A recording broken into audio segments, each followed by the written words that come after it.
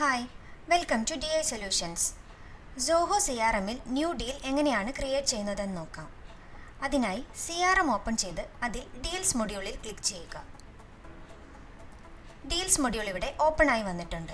Create ചെയ്തിട്ടുള്ള deals ആണ് ഇവിടെ കാണുന്നത്. ന്യൂ ഡീൽ ക്രിയേറ്റ് ചെയ്യാനായി റൈറ്റ് സൈഡിൽ കാണുന്ന ക്രിയേറ്റ് ഡീൽ ബട്ടണിൽ ക്ലിക്ക് ചെയ്യുക. ഡീൽ ഫോം ഇവിടെ ഓപ്പൺ ആയി വന്നിട്ടുണ്ട്. ഡീൽ ഇൻഫർമേഷൻ എൻ്റർ ചെയ്യുക. ഫോർ എക്സാമ്പിൾ,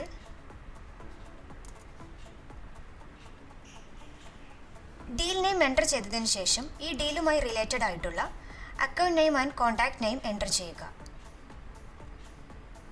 എമൗണ്ട് ഫീൽഡിൽ എമൗണ്ട് എൻ്റർ ചെയ്യുക.